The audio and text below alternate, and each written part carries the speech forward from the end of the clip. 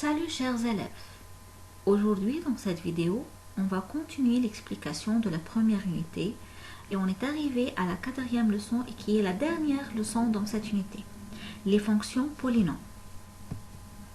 D'abord, on va commencer par la définition d'une fonction polynôme.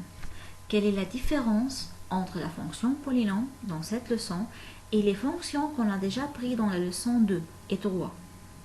Dans la leçon de 3, on a appris c'est quoi une relation et comment une relation peut être une fonction. On a travaillé entre deux ensembles finis. On a pris par exemple l'ensemble X, c'est 1, 2, 3, et l'ensemble Y par exemple 2, 4, 6 par exemple.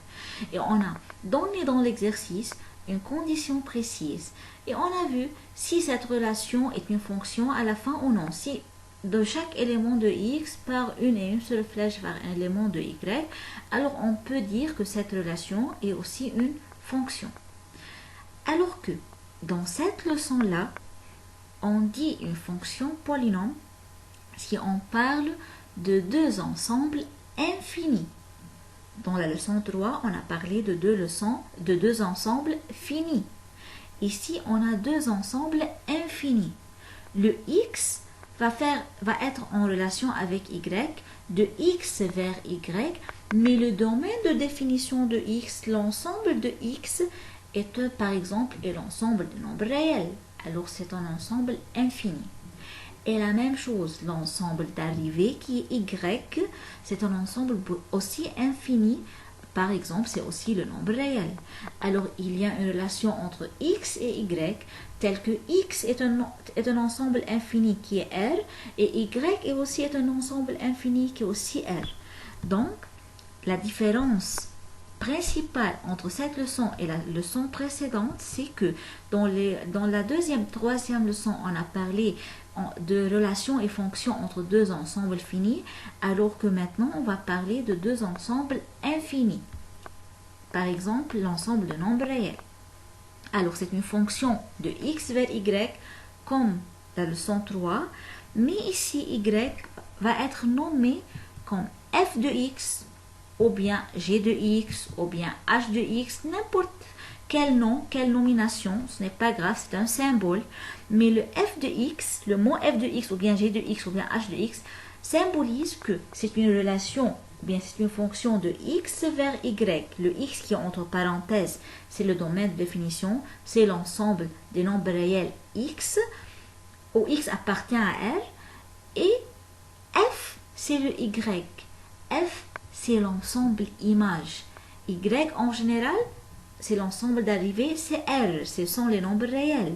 Mais f de X, c'est l'image de X. Alors, par exemple, si on a pris 2, X égale à 2, 2 c'est un nombre réel, alors quel est Y correspondant à 2? Donc, quelle est l'image de 2 dans R? Selon une relation donnée, selon une condition de calcul donnée. Donc, f de x, g de x ou bien h de x, ce sont l'ensemble images de x, ce sont les images de x. Et comme on a déjà vu avant, l'ensemble d'arrivée, c'est ici dans cette leçon c'est R, mais l'ensemble image est inclus dans l'ensemble d'arrivée. C'est une partie de l'ensemble d'arrivée. L'ensemble d'arrivée dans cette leçon, c'est tous les nombres réels, alors que l'ensemble image, ce sont les nombres calculés selon une condition donnée. Ce sont les images de X pris. Mais dans cette leçon, il y a deux conditions pour dire qu'on a une fonction polynôme. Dans la troisième leçon, on a dit que pour dire qu'on a une fonction, c'est la seule condition était que de chaque élément de X part une seule flèche vers Y. Pourquoi on a dit seulement cette condition? Car on a deux ensembles finis, des nombres précis devant nous et une condition de calcul précise. Alors si on a une seule flèche de X vers Y, alors c'est une fonction. Mais ici, on a une équation, une fonction, telle que l'ensemble d'arrivée et avant le domaine de définition, ce sont deux ensembles infinis, ce sont L, ce sont tous les nombres réels. Alors, quelles sont les conditions de dire qu'on a des fonctions polynômes? La première fonction, c'est la puissance de x doit être un nombre naturel, doit appartenir à n. Alors, on ne peut pas avoir dans la puissance un nombre négatif, car les nombres négatifs appartiennent à l'ensemble relatif. On ne peut pas avoir dans la puissance une fraction, car les fractions appartiennent à l'ensemble des nombres rationnels. On ne peut pas avoir dans la puissance pi par exemple, ou bien une racine, car ce sont des nombres irrationnels. Alors, dans la puissance de x, on doit avoir seulement des nombres naturels, par exemple 0, 1, 2, 4, 8, millions, etc. C'est seulement les nombres naturels dans la puissance qui peuvent me dire qu'on a une fonction polynôme. Par exemple, f de x égale 2x puissance 3 moins 2x puissance 2 plus x plus 5. La première puissance de x c'est 3, la deuxième puissance de x c'est 2, la troisième puissance de x c'est x, alors c'est x à la puissance 1. Alors les trois puissances et 5, il n'y a pas de x à côté de 5, alors c'est x à la puissance 0, n'oubliez pas. Alors les puissances de x sont 0, 1, 2, 3, ce sont toutes des nombres naturels, donc oui c'est une fonction. Un autre exemple, on a 4x puissance 2 plus x moins 3x puissance moins 3. Alors ici, on a dans les puissances, et on a une puissance négative, c'est moins 3. Donc ce n'est pas une fonction. Par calcul, on peut dire c'est 3 sur x puissance 3. Alors le x est dans le dénominateur là. N'oubliez pas, la puissance négative, alors c'est l'inverse. Alors c'est 3 sur x puissance 3. Et quand on a x dans le dénominateur, alors on doit avoir une condition de calcul qui est x est différent que 0. Alors ici, on a un problème. On a commencé que x, c'est un nombre réel. Alors 0, c'est un nombre réel. Donc, on peut avoir 0 comme x. Et quand je vous dis que la puissance de x est négative, donc le x peut être dans le dénominateur, ou bien va être dans le dénominateur. Et si x égale à 0, alors on a un problème de calcul. Le 0 ne peut pas être dans le dénominateur. C'est impossible de calculer. C'est une forme indéterminée. Donc c'est pour cela on ne peut pas dire que cette fonction est une fonction polynôme, car il y a un problème. De même, la deuxième condition, le deuxième problème ici, c'est le x dans la racine carrée. On ne peut pas avoir une x dans la racine carrée, car la même chose, on a dit que x est un nombre réel, et dans les nombres réels, il y a des nombres négatifs. Alors, comment je veux mettre un nombre négatif dans la racine carrée? Même par exemple, si je sais que x n'est pas un nombre négatif, alors je peux le mettre dans la racine carrée. Mais si je ne sais pas, si je parle de nombre inconnu et je dis c'est x, est-ce que je peux placer x dans la carré? Non, c'est interdit.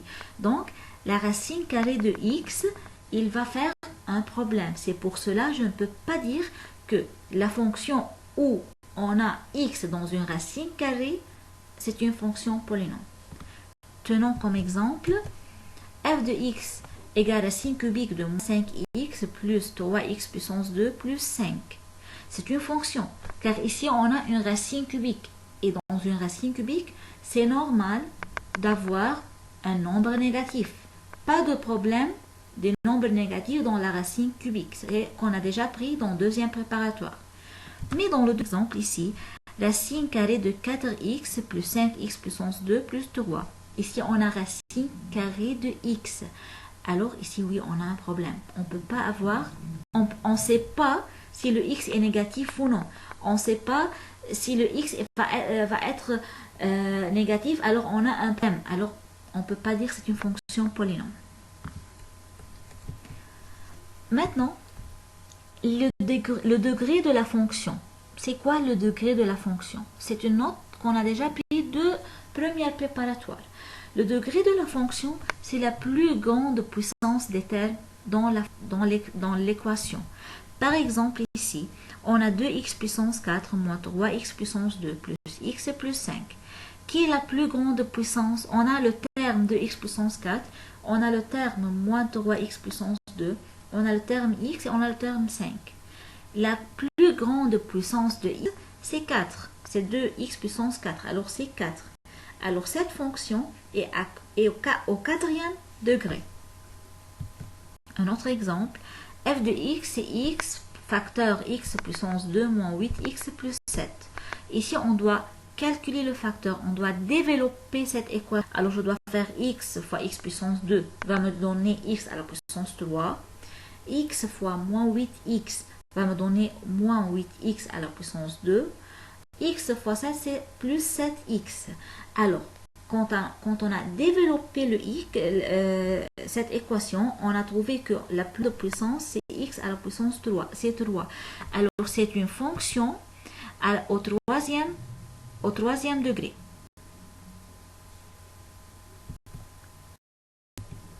Maintenant, on va voir les types des fonctions polynômes. On va commencer par le premier type qui est la fonction affine ou bien linéaire. Mais affine, c'est le nom le plus général. Linéaire, c'est un cas particulier des fonctions affines. D'abord, la formule générale d'une fonction affine, c'est f de x égale à x plus b. F de x qui est y est égal à un nombre, un coefficient fois x plus un constante, ou bien moins un constante, bien sûr. Et la deuxième forme, c'est f de x égale à x seulement. Si la fonction est sous la forme f de x égale ax, cette forme-là est appelée la forme linéaire. Alors, ax plus b, c'est la forme générale, c'est la forme affine, c'est une fonction affine, mais si le b est un 0, il n'y a pas un nombre constant qu'on doit ajouter ou bien soustraire de f de x, alors dans ce cas, on a seulement f de x égale un coefficient fois x, alors cette forme est appelée fonction linéaire, et dans ce cas, la droite qui va représenter la fonction qu'on va représenter sur un plan cartésien, la droite qui représente cette fonction va être une droite linéaire qui passe par le point d'origine. Voyons. Et avant de commencer, ou bien avant de continuer, c'est une fonction du premier degré. Faites attention, c'est une fonction de premier degré. Regardons les deux formules générales, ax plus b et ax. Alors, x c'est à la puissance 1 dans la première formule, et dans la deuxième formule, ax aussi c'est à la puissance 1. Alors, la fonction linéaire ou bien la fonction affine, ce sont des fonctions au premier degré. C'est pour cela sa représentation graphique, sa représentation dans un repère cartésien va être une ligne droite, une droite seulement. Voyons la représentation graphique d'une fonction. Comment on peut représenter graphiquement une fonction linéaire? Par exemple, on a f de x égale 2x plus 1. C'est la première formule générale. F de x égale 2x plus 1. C'est telle la forme ax plus b. Alors, pour représenter cette droite sur un plan cartésien, pour représenter n'importe quelle droite, on a besoin au moins de 2 points. On peut faire plus que 2 points, on peut faire 3, 4 millions de points, ce n'est pas grave, mais il suffit de choisir 2 points sur la droite et on peut tracer alors la droite. Comment on choisit les points et comment on trace la droite? Voilà.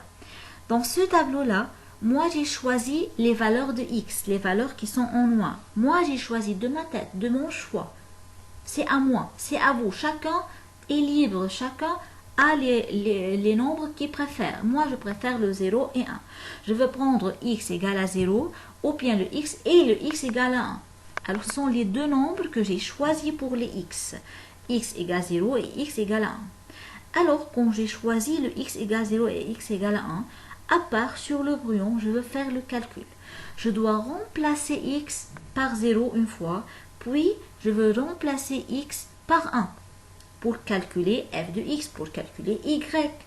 Alors, premièrement, si je remplace x par 0, sera 2 fois 0 plus 1. À la place de x, je vais mettre le 0. Alors, 2x, c'est 2 fois x. Alors, à la place de x, c'est 0. Alors, ce 2 fois 0 plus 1. 2 fois 0, c'est 0, plus 1 est égal à 1. C'est pour cela qu'on a y égale à 1. Alors, le premier point, le premier couple sur le plan cartésien, c'est x0, y1. On a choisi, ou bien j'ai choisi aussi, le deuxième x est égal à 1. La même chose, je dois faire le remplacement de x par 1 et je dois faire le calcul. Je remplace x par 1. 2 fois 1, c'est 2, plus 1 égale à 3. Alors c'est pour cela qu'on a obtenu dans le tableau y3. Alors voilà, j'ai calculé deux couples sur le plan cartésien. Deux couples ou bien 2 points qui appartiennent à la droite que je dois tracer. Le premier point, c'est 0, 1. Le deuxième point, c'est 1, 3. le premier point, j'ai choisi x égale 0 et je calcule le y. Le deuxième point, je choisis x égale à 1 et je calcule y. Par calcul, je trouve que y égale à 3. Sur le plan cartésien, je dois placer le x égale 0 et je monte chez le y1, c'est le premier point. Puis je place le x égale à 1 et je monte chez le y3, c'est le deuxième point. Voilà, je trace ou bien je relie les deux points cherchés. Et bien sûr, je peux prolonger cette droite comme je veux, car c'est une droite. Alors, il n'y a pas une longueur précise. C'est une forme d'une fonction affine, d'une équation affine. Alors, la deuxième forme, la fonction linéaire. Alors, ici, on a f de x égale moins 2x. La même chose, les mêmes étapes. Je veux choisir deux points de x, deux nombres de x, n'importe quel nombre. C'est à vous de choisir les nombres de x. Moi, ici, dans cet exemple, j'ai choisi x égale à 1 et x égale à 2. Ce sont de mon choix. C'est à moi de choisir. C'est à vous de choisir n'importe quoi. Personne veut choisir x égale moins 3. C'est à vous. Autre va choisir x égale à 2. C'est à vous. X égale à 0. C'est à vous. D'accord? Alors, c'est à vous de choisir la valeur de x. Puis, on doit remplacer x dans la fonction par la valeur choisie. J'ai choisi 1, alors à la place de x, je veux mettre 1. C'est moins 2 fois 1 égale à moins 2. Alors voilà dans le tableau y égale à moins 2. À la place de x, j'ai choisi 2, le deuxième choix. Alors je veux placer moins 2 fois 2 égale à moins 4. Alors voilà, c'est moins 4. C'est le deuxième point. Alors voilà, on a calculé deux points. X égale 1, y égale moins 2, premier point. Deuxième point, c'est 2, moins 4. Dans le plan cartésien, je veux tracer cette droite. Je viens chez le x1 et je descends vers le y moins 2, c'est le premier point. Puis je vais chez le x2 et je descends vers le y moins 4, c'est le deuxième point. Et je prolonge ou bien je trace cette droite. En traçant cette droite, je remarque que cette droite va bien sûr passer par le point d'origine qui est 0, 0. Alors que la droite, le premier exemple, la droite affine de la forme ax plus b de x plus 1, elle ne passe pas par le point d'origine. C'est une fonction affine. Elle ne passe pas par le point d'origine. Mais si la fonction affine était sous la forme d'une fonction linéaire, c'est-à-dire ax seulement, il n'y a pas plus b, comme dans cet exemple, exemple 2, f de x égale moins de x seulement. Donc, dans ce cas-là, bien sûr que la droite va passer par le point d'origine 0, 0. Maintenant, on arrive au deuxième type de la fonction polynôme. C'est une fonction constante. D'après le nom constante, en français, constante, c'est quelque chose de stable, qui ne change pas, toujours la même. Alors, comment c'est une fonction constante alors? Par exemple, ou bien d'abord, la formule générale de la fonction constante, c'est f de x égale à b. Le y est égal à b. B, c'est un nombre constant. Constante, constante, constante. Alors, y est un nombre constant. Il n'y a pas de x ici. Le y qui est f de x, n'oubliez pas, f de x, c'est un symbole de y. Alors, le y qui est f de x est égal à un nombre constant. Alors, pas de x. Il n'y a pas une relation. Le y ne veut pas changer si x change. Il n'y a pas de x dans la fonction pour ce change. Alors, même moi, je vous dis par exemple, f de x égale à 10. Alors, calculez f de 3. À la place de x, entre parenthèses, je veux placer 3. Alors, est-ce qu'il y a x après l'égal pour changer? Non, il n'y a pas. On a dit f de x égale à 10. 10, il n'y a pas x avec le 10. Alors, il n'y a pas un nombre inconnu ou bien un variable après l'égal pour ce change. C'est pour cela la réponse va être toujours égale à 10. Par exemple, f de x égale à 4. Entre parenthèses, c'est f de x. C'est x entre parenthèses. Mais après l'égal, il n'y a pas un variable x. C'est 4. Alors, quel que soit le x, quelle que soit la valeur de x, s'il va être 10, s'il va être moins 1, s'il va être 0, s'il va être moins million, s'il va être 4 à la puissance 8, ça ne fait rien, la réponse toujours va être égale à 4. F de moins 8 va être égal à 4. F de 10 à la puissance 4 va être égal à 4. Car après l'égal, il n'y a pas de x. C'est un nombre constant. Alors que dans f de x c'est y, alors y est un nombre constant, alors c'est une droite constante. Comment je veux la représenter? La représentation va être une droite toujours parallèle à l'axe des x. Il n'y a pas de x dans la fonction, alors logiquement cette droite ne veut pas passer par l'axe des x. Il n'y a pas de x, alors on ne va pas couper l'axe des x. C'est une droite qui est parallèle à l'axe des x. Et cette droite ne va pas passer par n'importe quel point sur l'axe des x. Alors, la droite qui représente une fonction constante est toujours parallèle à l'axe des x. Maintenant, arrivons à la dernière, ou bien au dernier type des fonctions polynômes. C'est la fonction de second degré.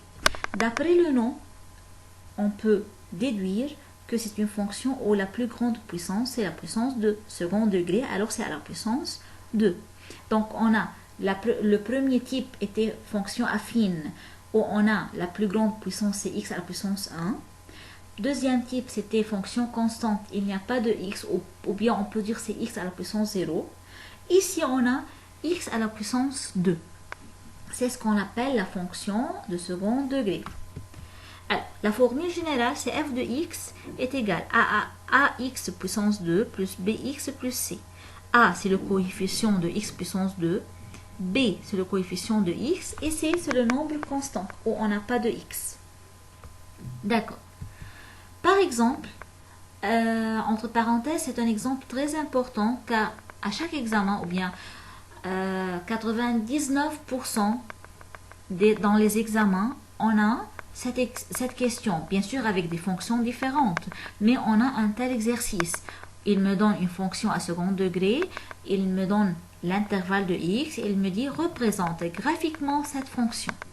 Alors, ici il y a une petite différence entre les étapes de travail entre cette fonction et la fonction affine. Dans la fonction affine, on a tracé un petit tableau où on a choisi de notre tête deux valeurs de x et on a calculé y d'après ces deux valeurs choisies. Mais ici, on n'a pas besoin de choisir nous-mêmes les valeurs de x, car comme on voit ici, f de x égale x carré moins 2x moins 3, où x appartient à l'intervalle moins 2, 4. Alors, il me dit que x se trouve dans l'intervalle entre moins 2 et 4. Il m'a donné les valeurs de x. Alors, ce n'est pas à vous de choisir x. Il vous donne que x c'est moins 2, moins 1, 0, 1, 2, 3, 4. Il te donne les valeurs de x. Alors, c'est pour cela que je dois tracer le tableau, mais ce tableau-là est plus grand que le tableau de la fonction affine. J'ai placé ici les valeurs de x données de moins 2 jusqu'à 4. Alors, c'est moins 2, moins 1, 0, 1, 2, 3, 4. Et maintenant, je veux calculer le y. Pour trouver le y, il y a deux méthodes. Ou bien, sur le brouillon, je dois calculer. Je prends le moins 2, la première valeur, et je remplace x par moins 2 par exemple. Alors, moins 2 à la puissance de c'est 4. Moins 2 fois moins 2, c'est 4. Alors, 4 plus 4, c'est 8. Moins 3, 8, moins 3, c'est 5. Alors, j'ai trouvé y. Et je continue, par exemple, par moins 1. Moins 1 à la puissance de c'est 1. Moins 2 fois moins 1, c'est 2. Alors, 1 plus 2, c'est 3. 3 moins 3, c'est 0. Je trouvais y. Et ainsi de suite. Je fais les calculs pour toutes les valeurs de x. Ou bien sûr, je peux utiliser la calculatrice. Sur la calculatrice, on va trouver mode 7. Mode 7. Alors, sur mode 7, on doit écrire la fonction comme telle est. X à la puissance 2, moins 2x, moins 3. Pour écrire l'x, on touche le bouton alpha et j'écris x, puissance 2, moins 2, alpha x, moins 3, égale.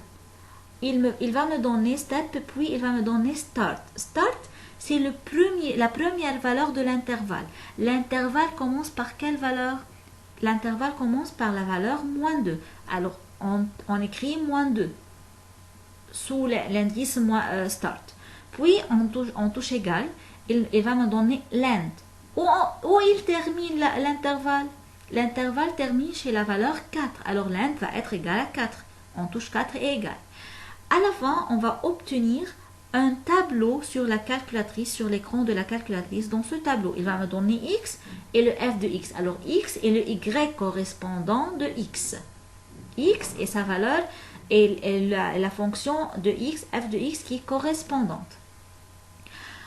Alors je remplis le tableau suivant, c'est moins 2, 5, moins 1, 0, 0, moins 3, 1, moins 4, 2, moins 3, 3, 0 et 4, 5. Voilà, ce sont les couples qu'on doit tracer sur le plan cartésien. Voilà, c'est le plan cartésien. J'ai placé les points. Moins 2, 5, c'est le point A. Puis moins 1, 0, c'est le point B. 0, moins 3, c'est le point C. 1, moins 4, c'est le point D. 2, moins 3, c'est le point E. 3, 0, point F. Et G, c'est 4, 5, le point 4, 5. Voilà, on a tracé la courbe. C'est la courbe qui représente la fonction f de x. Alors, la fonction affine, c'est une fonction au premier degré. C'est pour cela, sa représentation graphique était par une droite linéaire. Une ligne droite. Alors que la fonction de second degré, où on a la plus grande puissance est égale à 2. Donc, dans ce cas, la représentation graphique va être une courbe et non pas une droite. C'est une courbe, pas une droite. D'accord. Quelles sont les questions posées aussi sur un tel exercice? Il me dit, par exemple, premièrement, on doit savoir que la courbe est symétrique. Regardons le point B et le point F. Il y a comme un axe de symétrie au milieu, on peut le tracer qui coupe cette courbe au milieu. Alors la courbe de la fonction de second degré, c'est une courbe symétrique. D'accord. Il me demande ici de trouver les coordonnées du sommet. Coordonnées du sommet. Alors, le point qui est au sommet de cette courbe, quelles sont ses coordonnées? Quel est le x de ce point et le y de ce point? Les deux composants du point. Ici, dans l'exemple suivant, la courbe est vers le bas. C'est comme la lettre U. Alors, c'est vers le bas. Alors, le sommet va être en bas. Qui est le plus petit ou bien qui est le plus bas point? Le plus bas, qui est en bas, c'est le point D. Donc, le point D, c'est le sommet de cette courbe. Quelles sont les coordonnées de ce point-là? Le x de D, c'est 1 et le y de D, c'est moins 4. Alors, d'après le graphe, on a déduit les coordonnées du sommet. C'est 1, moins 4. La deuxième question qu'on peut avoir dans l'examen, c'est quelle est la valeur minimale ou maximale? Minimale ou maximale? Il n'est pas nécessaire qu'il me précise dans l'exercice, c'est une valeur minimale ou maximale. Peut-être il vient la question comme ça. Calcule ou bien détermine la valeur minimale ou maximale. C'est à vous de déterminer si la valeur est minimale ou maximale. Dans l'exemple suivant, ici, dans la courbe, le sommet est en bas. Alors c'est une valeur minimale. Le sommet se trouve en bas et non pas en haut. Donc c'est une valeur minimale. C'est la forme de U. Si la courbe a la forme de N, alors c'est la forme inverse. Donc on peut dire c'est la valeur maximale. Mais ici, puisque la forme de courbe est la forme de la lettre U, donc c'est une valeur minimale. Quelle est cette valeur? Quel est le nombre que représente cette valeur?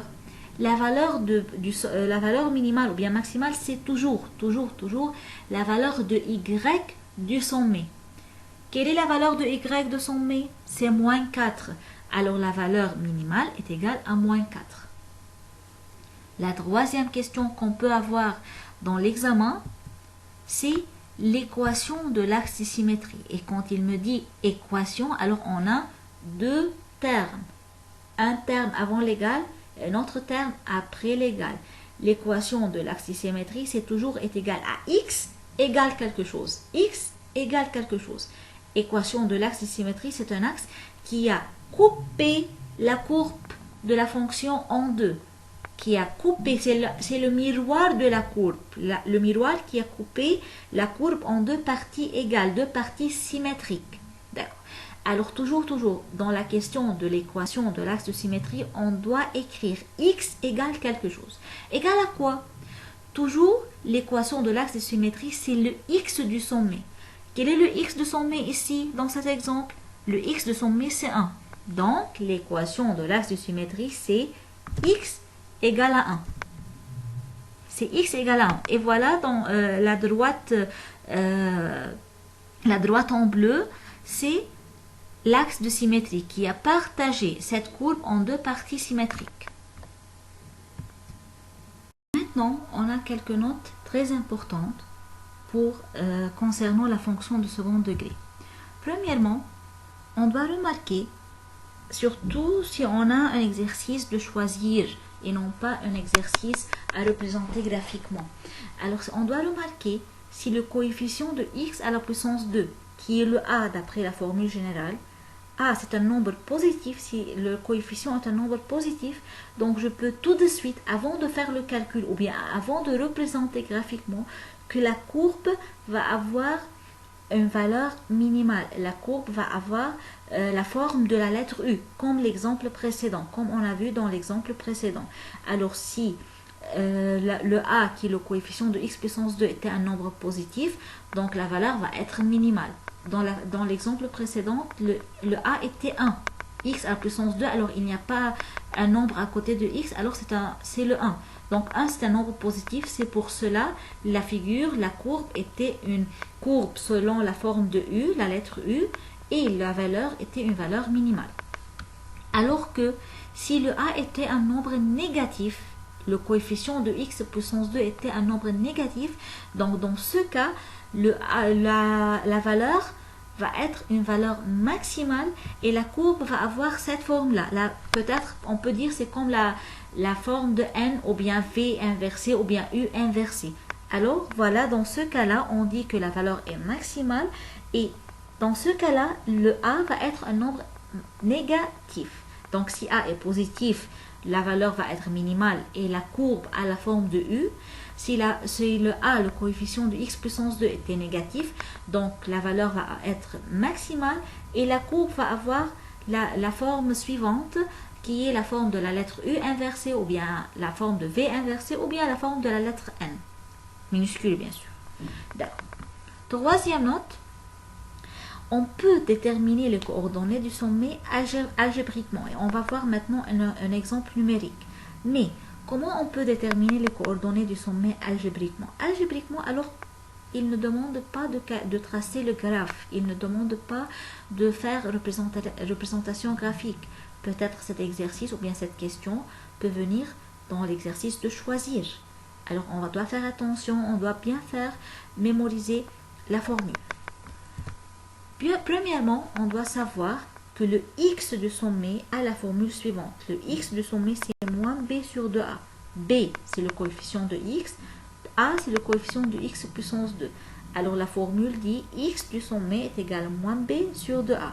Et n'oubliez pas que il peut me donner la question, il me donne la fonction et il me dit trouver algébriquement l'équation de l'axe de symétrie de cette courbe. Alors, je ne veux pas tracer la courbe, je ne veux pas chercher d'après le graphe qui est l'équation de l'axe de symétrie, je veux chercher l'équation de l'axe de symétrie par calcul, par formule. L'équation de l'axe de symétrie, c'est les x de sommet. Alors moi, je sais quelle est la formule qui me permet de calculer l'axe le x du sommet, donc je peux utiliser cette formule, je calcule le x, cet x là est l'équation de l'axe de symétrie. Donc le x de sommet a la formule moins b sur 2a. Quand je calcule le y du sommet, on a trouvé x, c'est moins b sur 2a, alors le y va être f de moins b sur 2a. C'est l'image, c'est l'ensemble image de moins b de 2a sur 2a. Donc le y va être, je remplace le x par, je remplace le x dans la fonction, la valeur cherchée d'après moins b sur 2a. Maintenant, on va voir ça clairement par un exemple numérique. À la fin, on va voir un exemple pratique sur comment on calcule algébriquement les coordonnées du sommet. Je vais prendre le même exemple qu'on a déjà fait graphiquement, qui est f de x égale x puissance 2 moins 2x moins 3. Je ne veux pas regarder l'intervalle de x appartient à moins 2, 4. Je ne veux pas utiliser cet intervalle, car si je veux utiliser cet intervalle, alors je veux tracer la courbe de la fonction et je veux déduire les questions d'après le graphe. Mais moi, on va trouver les questions de valeur maximale ou bien minimale, l'équation de l'axe de symétrie et bien sûr le sommet, c'est la question principale, les coordonnées du sommet de la courbe. D'accord. La formule m'a dit que le x du sommet est égal à moins b sur 2a. b, c'est le coefficient de x. Alors, c'est moins b. Ici, le b, c'est moins 2. Donc, c'est un nombre négatif. Alors, c'est moins fois moins 2. Moins b, alors c'est moins, fois b qui est moins 2. Alors, c'est moins fois moins 2 sur 2a. Le a, ici, c'est un 1. À côté de x à la puissance 2, il n'y a pas un nombre, alors c'est 1. Alors, c'est 2 fois 1. Alors, x égale moins 2 sur 2 fois 1 est égal à 1. On a trouvé le x du sommet. Si on rappelle, quand on a représenté la courbe graphiquement, on a aussi la courbe, le x du sommet était 1, d'après la courbe. Alors, c'est juste jusqu'à maintenant. On continue. Maintenant, je veux chercher le f de x ou bien le f de moins b sur 2a, le y du sommet. Alors, c'est f de moins b sur 2a. Ça veut dire quoi? C'est-à-dire c'est le f de la réponse de x. X égale à quoi par réponse? C'est égal à 1. Alors, je veux f de 1. Moins b sur 2a m'a donné 1. Donc, si je veux calculer le f de 1. Donc, à la place de x, quand je vous dis f de 1, c'est-à-dire remplacer x par 1. Mettez à la place de x, comme j'ai mis moi à la place de x1, mettez-vous aussi à la place de x1 et calculez. Alors c'est 1 à la puissance 2, moins 2 fois 1, moins 3 est égal à moins 4. Donc ce sont les mêmes réponses qu'on a déjà déduites d'après le graphe, mais quand il a demandé les questions d'après le graphe. Ici, s'il a demandé les questions algébriquement, alors on a la formule, on peut calculer d'après la formule les coordonnées du sommet. Le x c'est 1 et le y c'est moins 4. Donc ici, on peut savoir que l'équation de l'axe de symétrie c'est x est égal à 1. Et puisque le coefficient de x à la puissance 2, qui est le a ici, qui est a est un nombre positif car c'est 1. Donc, le 1, c'est un nombre positif plus grand que 0. Donc, la valeur va être minimale. Donc, la valeur minimale, c'est le y du sommet. Alors, la valeur minimale égale à moins 4. Voilà, j'ai pu déduire d'après la fonction et les formules algébriquement les coordonnées du sommet, l'équation de l'axe de symétrie et la valeur, si c'était maximal ou minimal, et quelle est la valeur? Voilà, on a terminé cette leçon.